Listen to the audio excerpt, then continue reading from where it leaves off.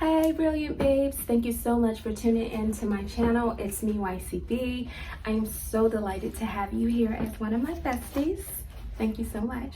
And today, as you can tell with the title, we're going to be recapping 2020 in a nutshell. Now, you know this could go all day, like therapy hours, but I'm going to shortchange it a little bit and just dive right in. So if you're not subscribed to the channel, please do so. Make sure you comment and like down below, and I'm ready to get started because I have some things to discuss. All right, I got my notes here so I can stay on topic, so I won't keep you but for so long. I know you have things to do. So I started out 2020 just like every other church girl.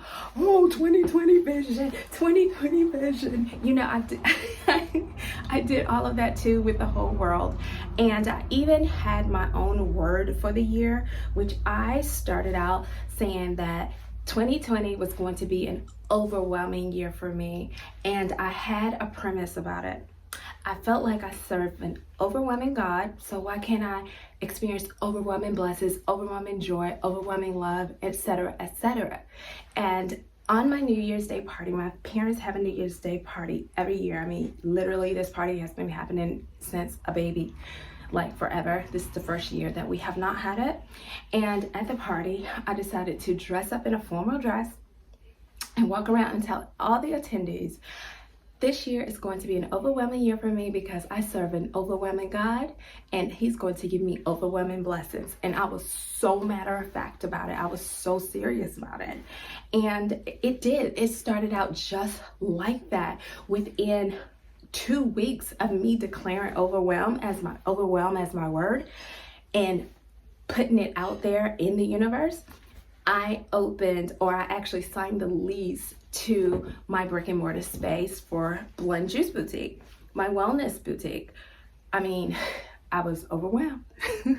I was overwhelmed with delight and joy and just blessings on blessings on blessings. And so, in that same vein, overwhelm is how I would explain what happened 2 months later in March when the world experienced and shut down due to COVID. I felt overwhelmed, but it was my word, and I still had to look for those components of the word that I stood fast on, like overwhelming joy. I need to find the joy in this downfall that's happening right now. I need to find the abundance of love that I should feel right now in this loneliness. You know, overwhelming still had to be my word because I declared it on January 1st. And so what I learned most in 2020, I would say, is the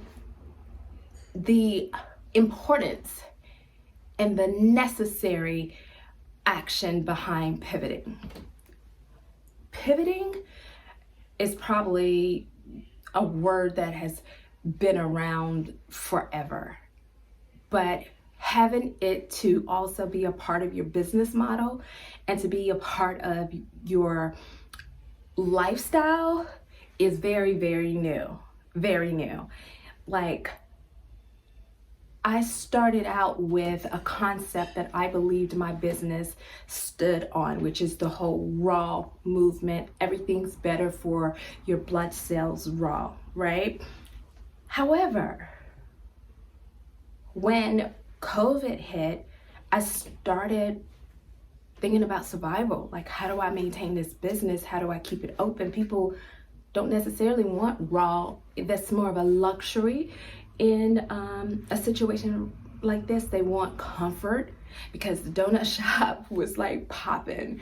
And I'm like, okay, let me keep it vegan, keep the nature of what I do, still plant-based, but offer more baked items and things like that. And so that's what I did. I mean, even the holiday season, I had orders on orders of our vegan chocolate chip cookies that in the beginning I had no idea, when I was declaring the overwhelming season, had no idea that Blend would be a part of vegan chocolate chip cookies with unrefined sugar.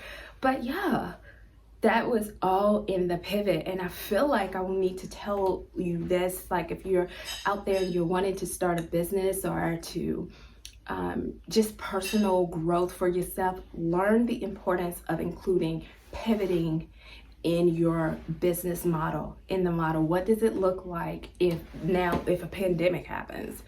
How can I stay relevant? How do I stay at the forefront? Those are the things that will help you to sustain in this season. So that was one of the things 2020 did teach me. All right, another thing that I did in 2020 that brought me joy was beefed up my reading. I've always been a avid reader, love books. I'm surrounded by books everywhere I go. Even as a little girl, I grew up in a very, very strict household, and a lot of the popular shows like Martin and Bart Simpson and all those weren't allowed. So we spent Saturdays at the library. I loved the book fair at school when the library turns into a bookstore like a Barnes and Noble, and you get to just peruse the aisles and just buy books. I love it. And I still love books. Don't take me to Barnes. I will stay all day and buy everything. But one of the things that I made sure that I did during this pandemic, this quarantine shutdown, was to beef up my reading, including novels. A lot of times I gravitate towards the self-help books because I love growth, personal growth, and being able to be better than you were even 6 months ago. I love that, and there's so many books out there that are just great for that. Here's one that I'll give you, Think and Grow Rich. Phenomenal book. Anyway, I actually fell in love with this novel right here called Royal Holiday. It is by Jasmine Guillory. She's a New York Times bestseller. And when I tell you, I have all of the books except the one that came out this year. This year. I need to get that one, but I was trying to catch up with the entire series because what I love about Jasmine's writing is that the characters you're introduced to just kind of migrate over to book after book after book, so you're somewhat familiar with them already. And this Royal Holiday, I'm already into all things royal, right? The Crown, we're gonna talk about that. All things royal, I'm all about it because all girls are princesses, right? Queens, and all our men are kings. I love it. But Royal Holiday was very delicious, I would say. It was a little getting used to reading about the character's mother who accompanies her on a business trip to England and then falls for the Queen's secretary, a very brilliant, tall, accomplished and astute chocolate man. And it was delicious to read this. I'm not gonna do a spoiler just in case you want to go get the book. It's so good. It was an easy read. It actually was one of those things that I kind of set out. I made a goal for myself about 2 weeks ago to read 3 books before the 31st, and this was one of those. I did complete it. But Royal Holiday was my favorite novel read for 2020.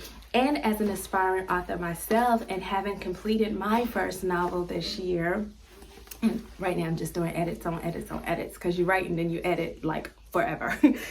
But I look forward to my readers feeling the way that I do when I read Jasmine's work. I mean, she is such a necessary author in this world. So if you don't have any of her books, The Proposal, The Wedding, is it The Wedding Date? I have all the books down here. Can't see them, but anyway, I have all of them except the one that came out this year, and then I heard there's a new one coming out next year. So yeah, go get Jasmine's book, you'll love it.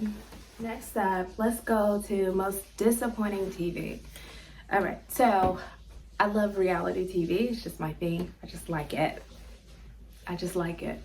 But I must say I was very truly disappointed with the Housewives of Potomac and Housewives of Atlanta. 2 separate reasons, so I separated. Well, no, okay.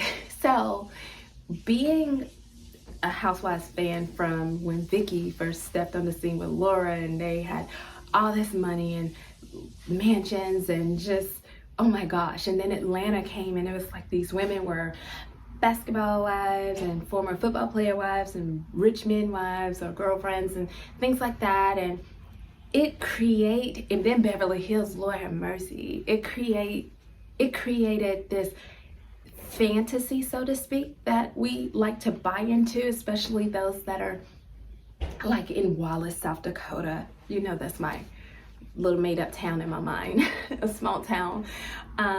Especially those people in Wallace, South Dakota that needs to get away into this world of opulence and just dream a little bit or live vicariously through these people that we see on the television screen. So for me, I looked at the Housewives idea as something that was over the top and very fantastical, with fantasy and fairy and wow, you wish you could be them. And then something started happening, not necessarily to Beverly Hills. I think Beverly Hills has kind of held on to the diamond. It just really is. But something started happening to Atlanta where, I don't know, it just started losing its luster, I would say. And it's been rather disappointing to see where it has gotten right now. I mean, I love the girls so much. Like Kenya, I even love Kenya. I know people probably wouldn't agree, but I do. I was excited about her having a baby and getting married because those were some things that she desired to do, and just to see it play out on the screen on her terms, being that she didn't air her wedding on her terms, it was just beautiful to see. And I'm rooting for you, Kenya. And but I feel that Atlanta has lost its luster. It's lost that glam appeal to it. And I refuse to believe that both in Atlanta and Potomac, they have picked the creme de la creme. I would love for them to actually, and I know the only reason I say this is because those women are successful. Kenya has a hairline. Candy is a top-notch writer. Cynthia has the wine cellar, and Portia is just great. I feel like they need to scrub Atlanta completely. Scrub it and introduce us to new women with real wealth. I'm also for the woman that's trying to get there, like we kind of saw with Bethany. You know, she came on and she wasn't the Bethany Frankel that she is now, but she was aspiring to be. So I'm all for that as well. However, it would be good to see an Atlanta Housewives version with the likes of like Marjorie Harvey. I know she probably wouldn't dare do it, but she wouldn't dare do it probably because of the stigma that's behind it. And so sometimes you have to, you know, pull back layers and then start back over from the beginning to kind of build back up to where you want to go. And I don't know, I just kind of feel like I've watched maybe 2 shows of this season, and I like what Portia's doing with the movement. I think any voice that you lend and what she's doing actually is brave, because I wouldn't be out on the front line at all. However, I support in other ways. It may be like finances and things like that, but poor little girl in Wallace, South Dakota. I just feel like it needs opulence, and that's what it lacks. It needs Marjorie Harvey. It needs, I don't know, just I don't know who's there, but I know it's got to be more than what we're being offered. So with Potomac, that was a rough season. In fact, I've never felt that way about any season where I deliberately deleted the entire thing off of my DVR. I was so over it. At first, I started out really applauding Candace for like just always like backing away when I felt like Monique was baiting her for like some action. And then it got weird. This fight happened, and that was heartbreaking because it's 2 friends. And I don't know how you come back from someone putting their hands on you to being friends again. Like, that's just, even if you wanted to, it's almost impossible. And so that was unfortunate, but I just didn't like how Giselle did it as one of the older ones. seeing this happen didn't lend more of a voice to find peace and share that anointing that she says she has. We just didn't see it. And I'm gonna say this. This is what the Housewives of Potomac taught me a lot, and I do believe it too, except for maybe Karen needs to be scrubbed. We need women that, I mean, this is Washington, D.C. No one's dating the senator. No one is, husband is in Congress. No one. No one's going to these fancy, like, give us fantasy. This pettiness and this evilness that happened with Black women was just disappointing, and just for another Black woman to keep stirring that brew was just,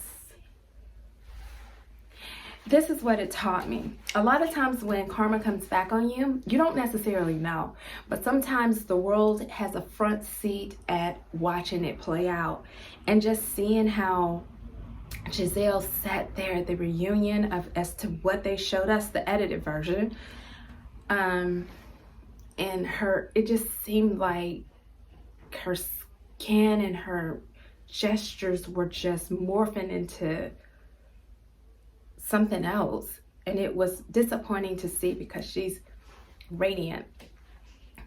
She's radiant, and she's allowed something to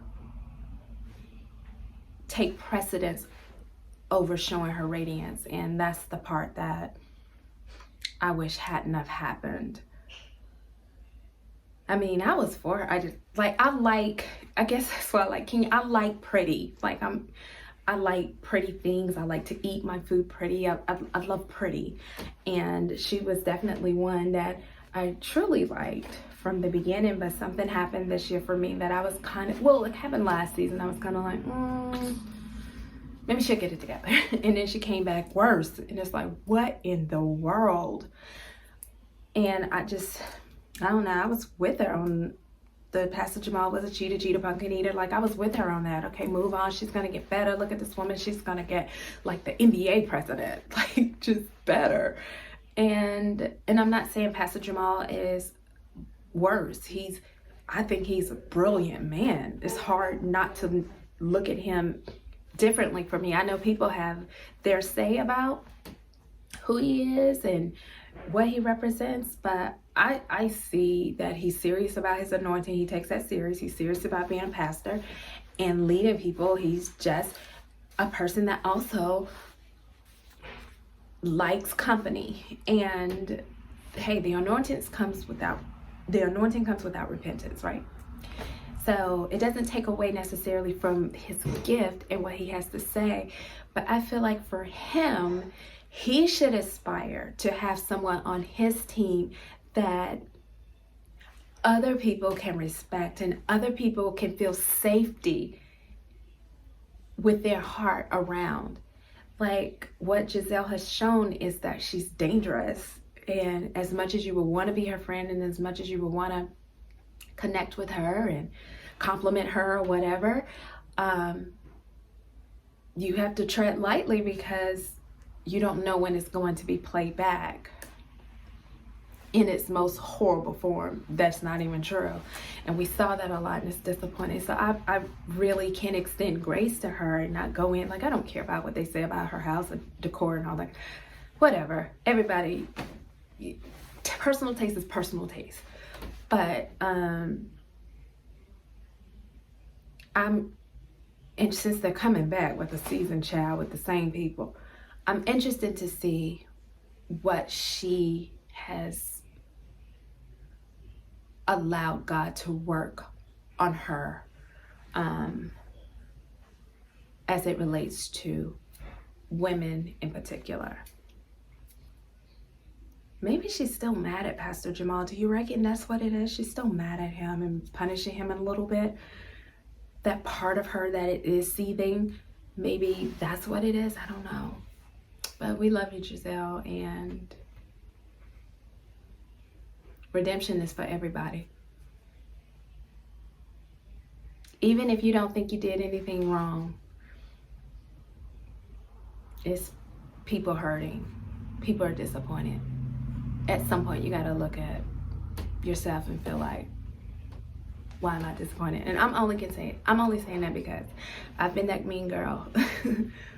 I have, and it got me nowhere, and I lost a lot of good people that God had allowed to come into my life. But because I got a second chance, let's move on. A little more excited. That was heavy. Let's move on. What I have been binge watching is definitely The Crown, Netflix. Okay, so I know the queen and her people are like not feeling it at all, but to me, it's absolutely real. It's absolutely real. And again, it's one of those things that creates that fantasy and that keeps us drawn into what their world is like. It's not like they're inviting us any other time. It's not like we can eat with them down at the pub, you know? So just watching that show is so good. Fourth season was all I needed it to be, and then some. I cannot wait to number 5. I love, and I'm thinking I'm going to take this away with me in 2021. I love, although Charles was just giving Deanna the business, like not studying her at all, I loved the last argument they got in on episode 10 because he used such big Harvard words to argue his point, and it just made the argument like, well, what do you say after that? So I think that that's what I'm going to do. Like when I need to make my point, I'm going to use my Harvard words. Okay. But yeah, The Crown is fantastic. This 4th season was about bringing Diana, Princess Di, who died on my birthday, you guys, August 31st. I remember it. And in fact, when I was in Paris on my birthday one year, they have this big memorial for her there. And I actually went there and said a prayer and just looked at the tunnel, whatever. Yeah, but The Crown is amazing. So it introduces Diana and her shyness and meekness and her fight to keep her marriage together. But, you know, the heart wants who the heart wants. And he made it very clear that he cares about Camilla morning, noon, and night. So he got what he wanted in the end. It was tragic, but he did. And yeah, The Crown is so good. You guys have to watch it. It's on Netflix. Start from 1. Don't start from season 4. Start from season 1. And just watch. It's like 10 episodes each. I love it. Alright, the rose and thorn of my year. So the rose and thorn are obviously the good and the bad of the year so far. My rose definitely is opening my business, Blungy's Boutique. Again, I had that declaration that this was going to be an overwhelming year for me. I was going to be overwhelmingly blessed, overwhelmingly filled with happiness, all of this thing. And that's exactly what happened. In the beginning of the year, January 20th to be exact, I ended up signing a lease to my brick and mortar space. And 9 months later, we were closed due to COVID, which actually was the thorn. And although I am closed, the brick and mortar has closed. I have not stopped doing business with making other people, not making them, but mentoring other business leaders and business entrepreneurs that are either in the restaurant business or aspiring to get into the restaurant business or whatever business. This is not my first rodeo. I also had a PR firm for a few years, YCB agency. Remember that? It was so long ago. But yeah, that was the rose and the thorn. And also another thorn that got me this year, really got me, is losing a friend. I had never lost a friend before.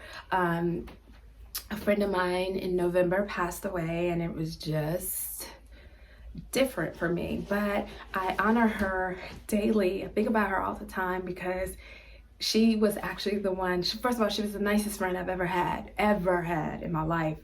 We've never had any type of tiff at all, and she always found the need to inspire and encourage me to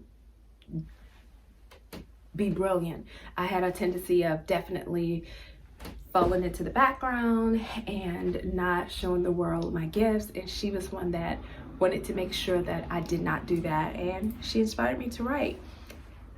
I don't think I would have picked up, I say a pen, but my keyboard, I don't think I would have done that had she not encouraged me to write. And now I have, what, 2 completed manuscripts, working on the 3rd one and editing one so I can query it.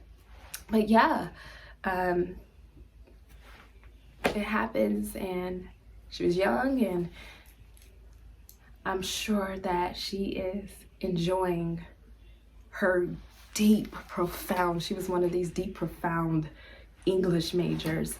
I'm sure she's enjoying her deep, profound conversations with Jesus.